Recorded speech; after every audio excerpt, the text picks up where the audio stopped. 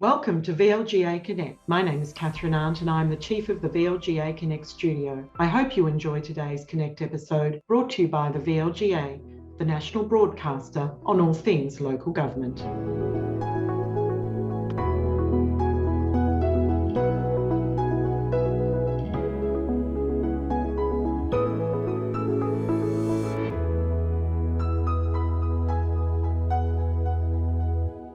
It's a pleasure to welcome you all to another edition of VLGA Connect and the weekly governance update, which is sponsored by our wonderful friends at Hunt and Hunt Lawyers. That's the only way we can afford to have Steve Cooper join us every week. Hello, Steve. Oh, my substantial stipend. Hello, Chris. Not. How you doing? I'm well, thanks. Better for seeing you. What sort of a week have you had since we last spoke? I've had a great week, Chris. Lots happening. We've got a bit by way of a couple of announcements, I should say. We've got a new chief of operations or head of operations at VLGA called Ben Vogler, who's started. Hello, Ben Vogler. I haven't met Ben yet, but welcome. No, well, a lot of people can look forward to meeting Ben, but on the melancholy side, we'll be losing Deborah Wu shortly, who's going onwards and upwards to a new role elsewhere. That's terrible news. Terrible news for the VLGA. Wonderful news for somebody else. Absolutely, that's it. So we'll do a bit more to acknowledge Deborah at the end of the month when she finishes up. That would be good. Now, you want to get a little... Actually, before we start, I do want to mention we talked last week about trying to definitively list the councils in Victoria that have names with an Indigenous origin. This comes from Moreland moving towards being named Marybeck. Somebody on social media said that would make 12. We think it's more than that. Have we managed to, we can come back to this, Steve, but have we managed to come up with a definitive answer? We've come up with our definitive answer, Chris, and I think as reliable as Google and Wikipedia can be, we've got an answer of 27 if you count Yarra and Yarra Ranges. Oh, okay, that's a much bigger number. All right, let's come back to that. We might finish on what that list looks like, and it would be interesting to get people's comments, whether they agree or disagree, perhaps. But you've got an Eratum from last week when we were talking about, I can't even remember the name of the person that was... Something happened in the pub and nobody apparently saw it. Is that the one? The one that nobody saw. And when someone, and the point being, Chris, you might recall that we said that if a minister says, oh, I'm not aware of that, then maybe it's a really serious matter and they're just forming a view as to what they should say. And I rather ridiculously said that Billy Longley was shot in Druids Hotel in South Melbourne. And I'm a bit disappointed that no one corrected me because, of course, Billy the Texan Longley was convicted for procuring a man called Kevin Taylor to shoot the Secretary of the Painters and Dockers Union, Pat Shannon, in Druids Hotel. So I got that wrong, and I think listeners should be free to correct me in future for my many errors like that. You sounded so certain and authoritative. Everyone would be questioning their own memory of the matter, Steve. Like, well, I must have got that wrong because that's what Steve said happened. Chris, you've presented at council meetings and public meetings and you know the importance of sounding authoritative. Absolutely. And you know the consequences if you don't.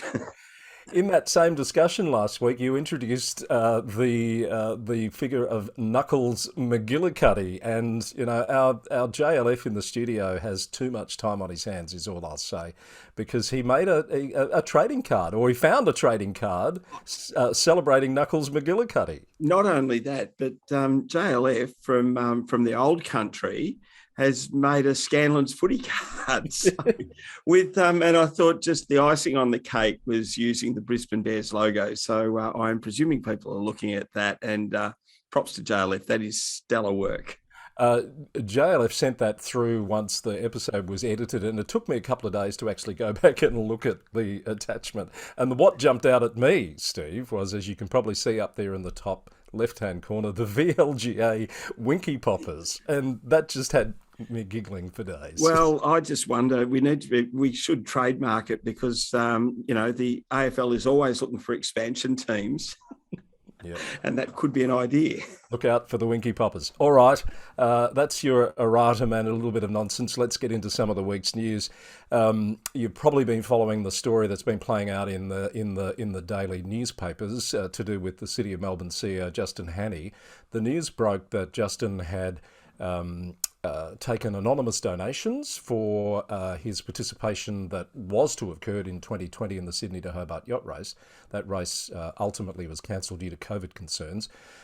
Justin is away on leave, and isn't that one of the things that always happens when something blows up and you're away on leave? But he's addressed that this week by announcing that he will be returning those funds and that he hadn't declared them because he believed it wasn't related to his role as chief executive.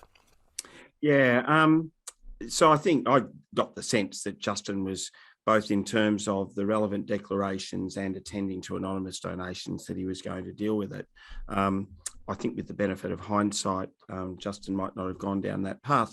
But be that as it may, Chris, I thought it was worthwhile mentioning what the vehicle was that enabled those donations. The Australian Sports Foundation, many of the people in the rec space will know, is a body that has been set up to fundraise in sport. And I happen to know about it because a hockey club that my boys were involved in used the Sports Foundation to raise money for a new pitch. And what it does is that it has tax deductible status. Don't take tax advice from me, please. Go and see your tax accountant.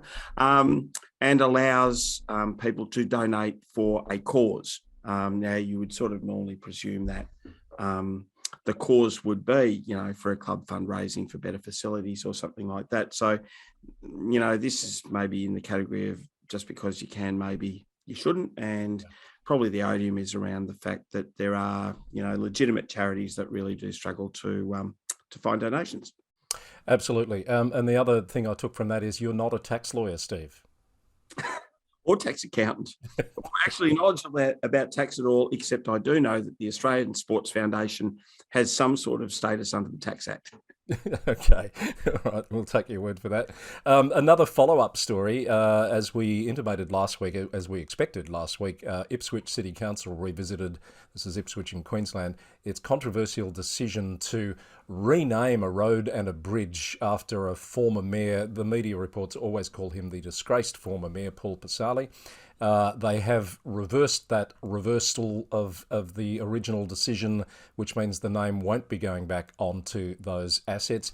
Interesting to note, Steve, that when the matter came before a special council meeting this week, two of the councillors who had originally put forward the idea that the name be returned abstained from the vote, but 7 of the 9 voted to overturn the recent decision. So we're back where we were a few weeks ago. Abstentions, no, and we've talked about the consistency of council decisions. I think I had 3 things coming out of that, Chris. You and I talked about the first one, which is, how do you pronounce that name? That you would imagine in Italy it would be Pesasali, but many people from foreign countries sort of anglicised the names, and it really went to the importance of pronouncing a name the way the person wants it to be pronounced. I assume that's what's happened here. When these stories pop up for the roundup, I often go down a rabbit hole trying to research, well, what is the right way to say this name? I found no less than 3 network, like national news reports with the name being pronounced Pasali, which was good enough for me. A bit disappointing, Chris, because if we were to go on a diversion, I did do some other unlocal government related research, although it could be government related. Conflict between cities. Is that yes. Local government? Yeah, it sounds like it. Yeah. Pesasali literally translates to Pisa salt. And the story goes that the people in Pisa blockaded the river so the people in Florence couldn't get salt, which is why there is a traditional form of unsalted Tuscan bread. Aren't you glad you know that? I feel so much better for knowing that. That's extraordinary. Thank you for sharing that. No, that's fine. That's fine.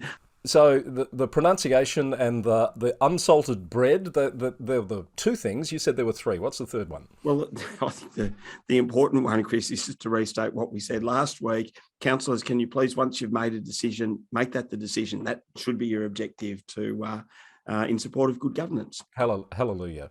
This is a case where there was a huge community outcry and backlash, and politicians got involved, etc., and they were really forced to reconsider that. But perhaps they should have consulted on the decision in the first place, and they might not have got there. An unnecessary kerfuffle. I am reminded, though, Chris, that so I don't know if this might even be a fourth thing, that you described former Councillor Pasali as disgraced former mayor. Does one go from being an embattled mayor to a disgraced former mayor? Well, only in the case where they end up in jail, which is the case here. Yeah, well, that's true.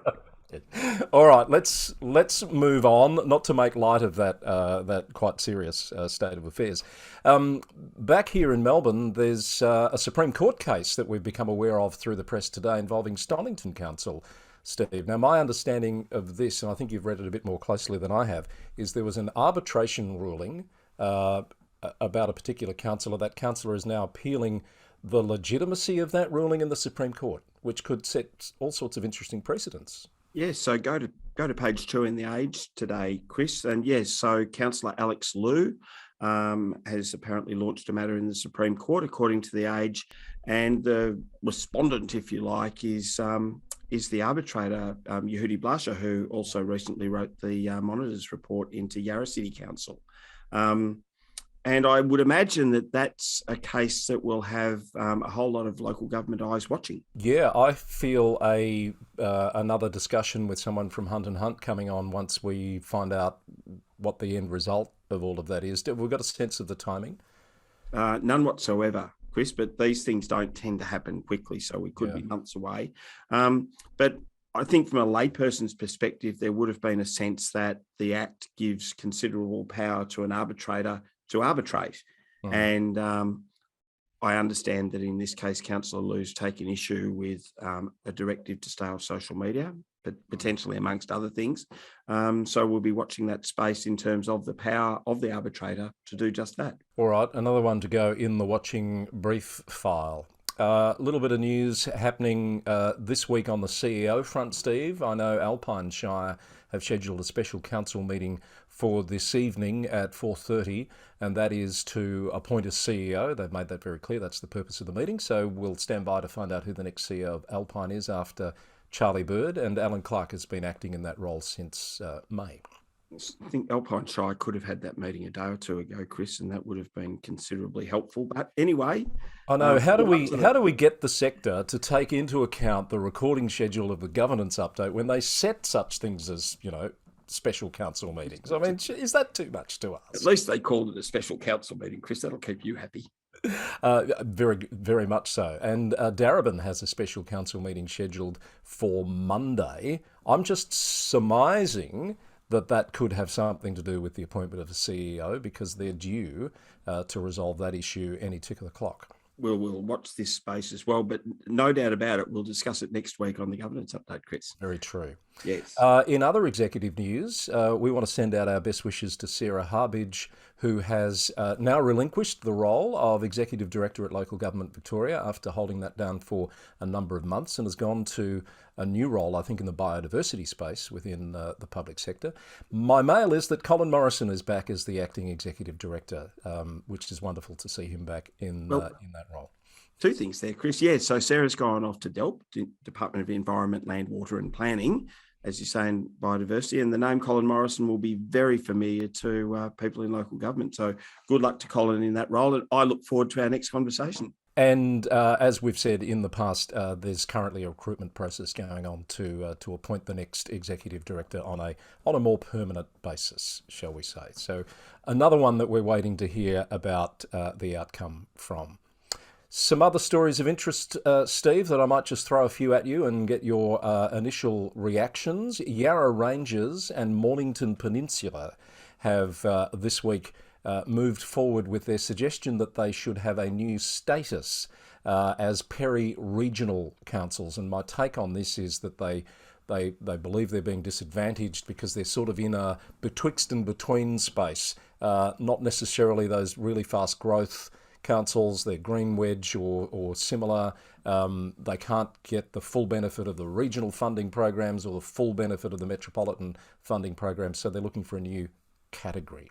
They're a bit more agrarian than peri-urban, Chris. Is that what you're saying? Bucolic, perhaps, might be one.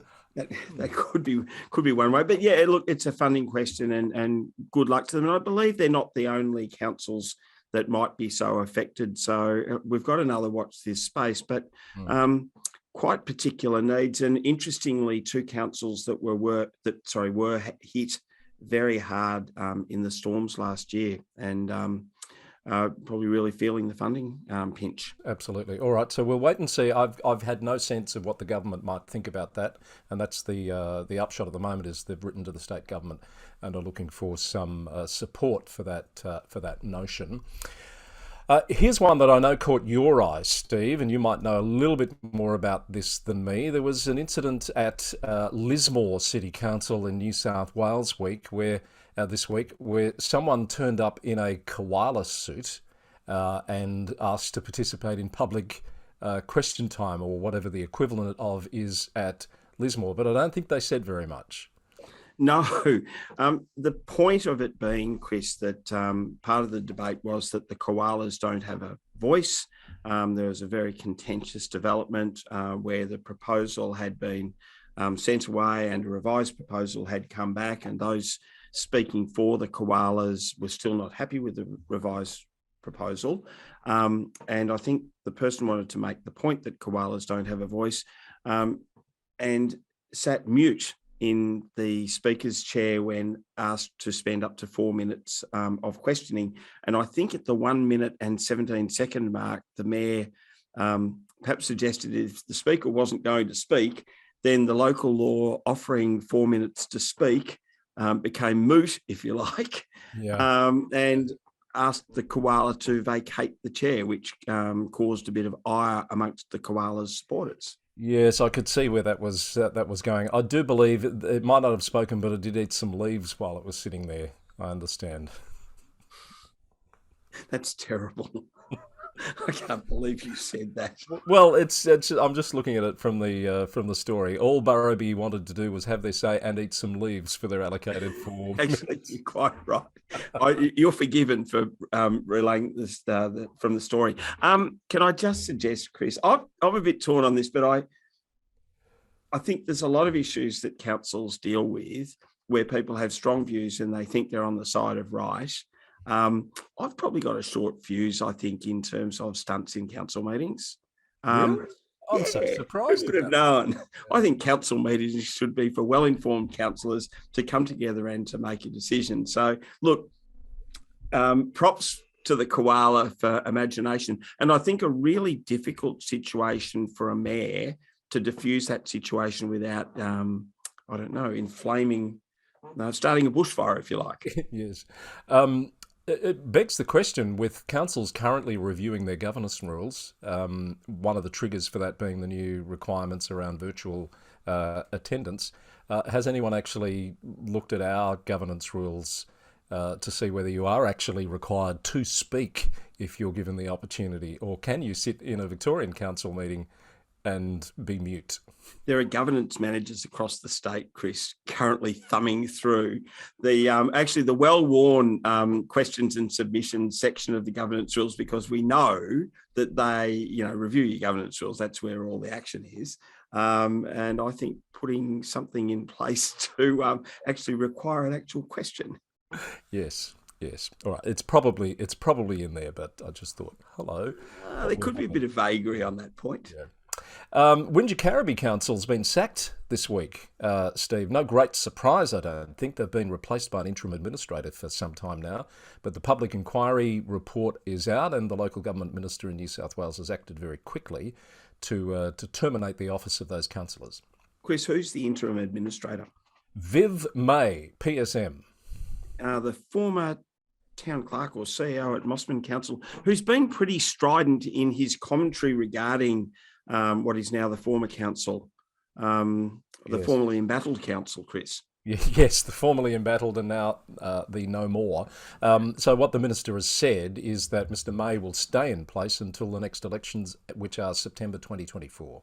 And it's worth saying, Chris, that the report by Commissioner Glover found repeated instances of inappropriate behaviours by some councillors during meetings, briefings and other interactions with staff, but also went on to say that there was a failure by other councillors to effectively respond to those instances of behaviour. So really turned the issue back to the whole group, not just the bad apples, if you like.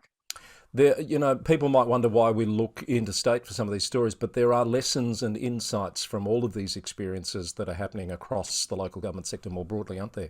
Well, absolutely. I mean, this goes to culture. Is it safe to speak up? Do people have a fear? Are people psychologically safe to provide frank and fearless advice to the council? Are the questions sort of robust debate or bordering on passive aggressive or even outright bullying because they're asked in a public forum?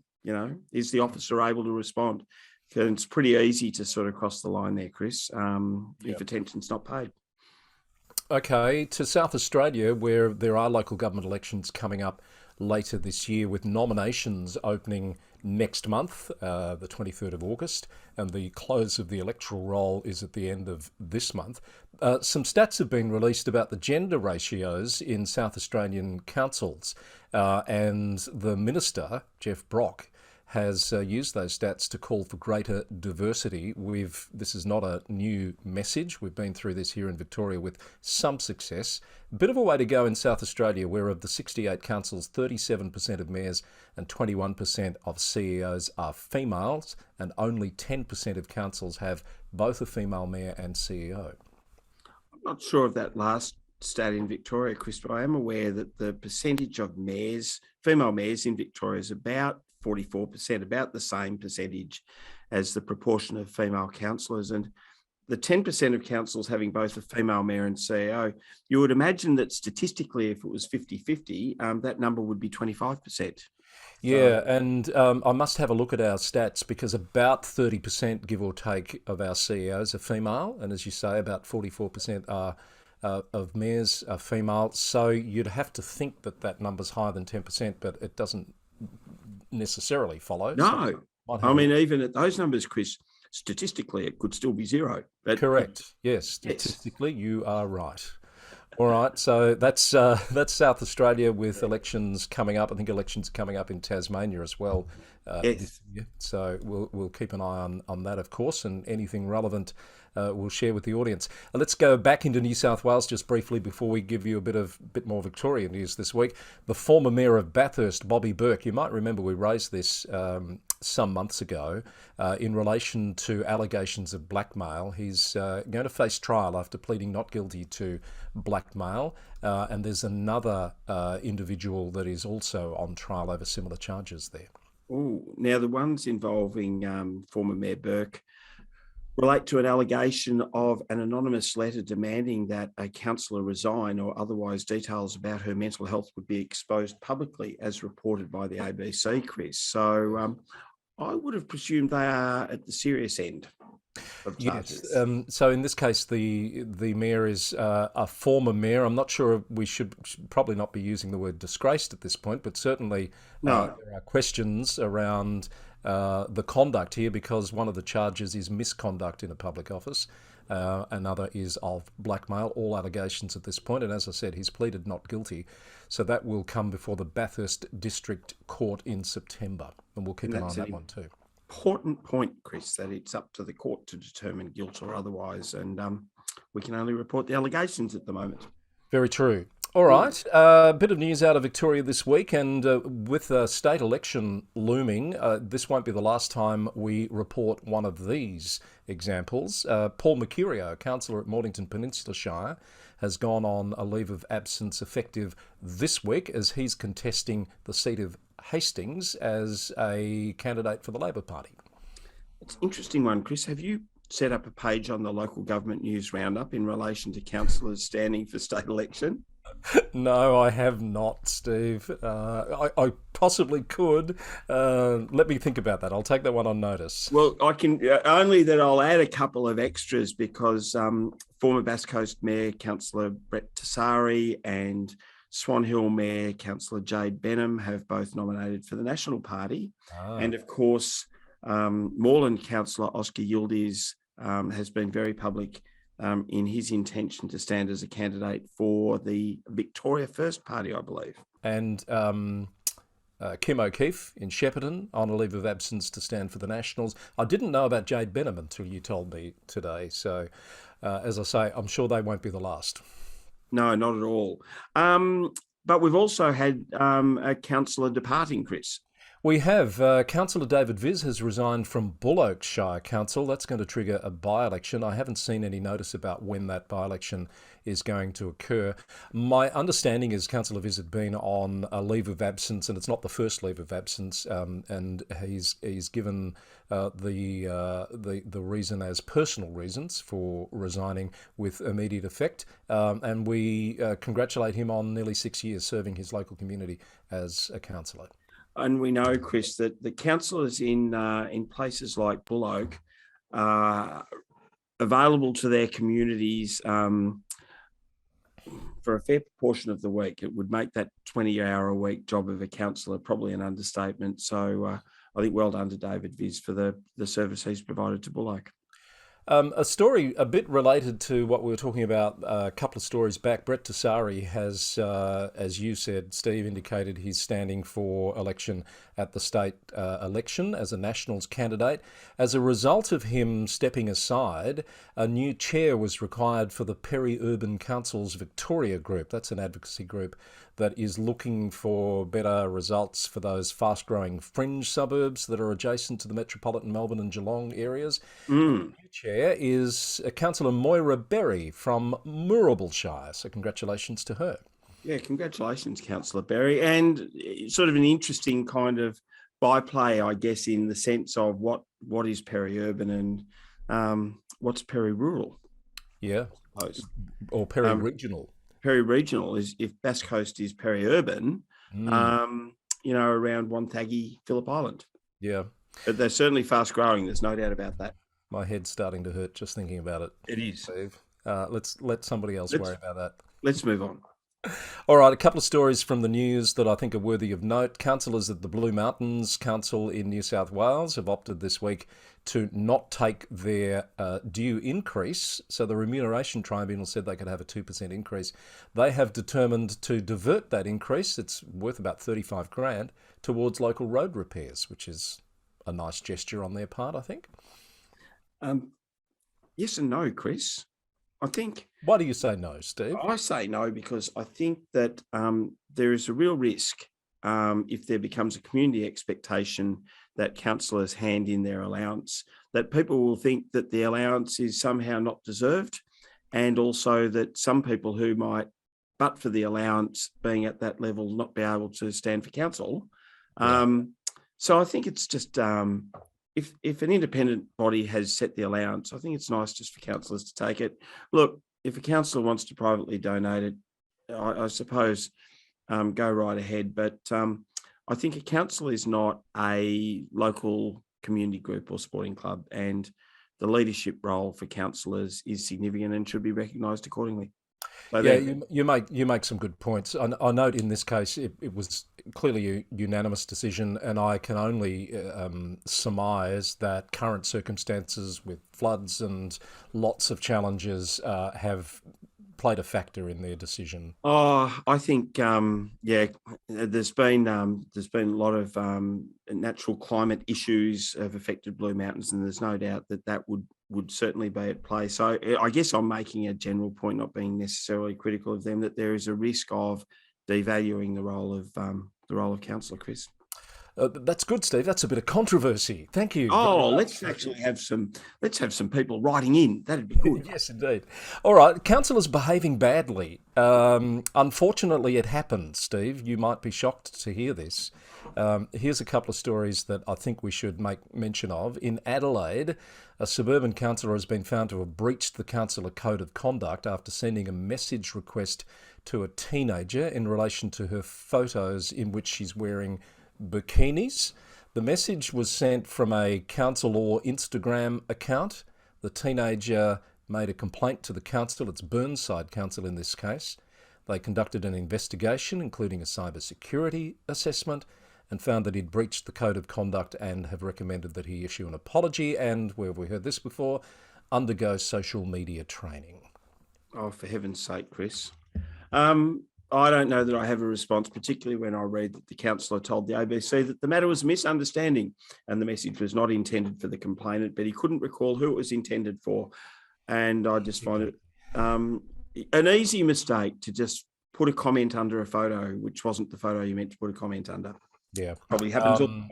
But also the investigation found that he'd followed a number of accounts from that Instagram account that would be considered inappropriate in the work environment. Isn't that an important topic, though, Chris, of the being alert to who you're following? And, because every so often it pops up that people in public office are following political groups that are perhaps a bit unsavoury, and that gets a public airing. And just, also being careful about what you like. Yeah, very true. Yeah. Likes and shares. There's a lesson in this one, Steve, out of England, where a councillor has made quite a number of expense claims for childcare, and it's been investigated and found that 55 of 74 claims had been approved by council staff without receipts or supporting information. So some council staff members have been in the hot seat over this. They've apologised. The word is they acted in good faith, as you would expect. But the councillor, for example, one of the claims wasn't even in the country with her family. They were in France at the time that they'd supposedly received childcare, which didn't happen. So they've apologised as well. You lulled me into a sense of false security, Chris, when I was listening to this on the local government news roundup during the week, because I must admit I was listening thinking, they just haven't kept the documentation, come on. And then it emerged that there were a number of claims that just could not have possibly been so.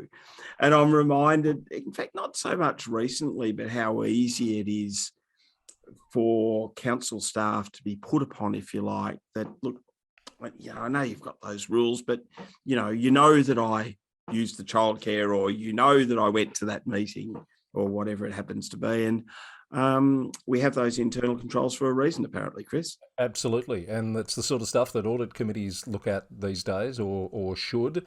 So I'm sure there's a few questions being asked in a few directions at Brighton and Hove City Council, which is where this occurred. And I've got a feeling the rules have been tightened considerably.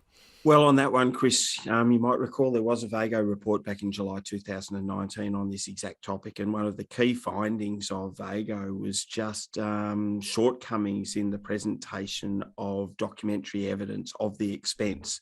And sometimes it might only seem like a small amount of money, but it goes to culture.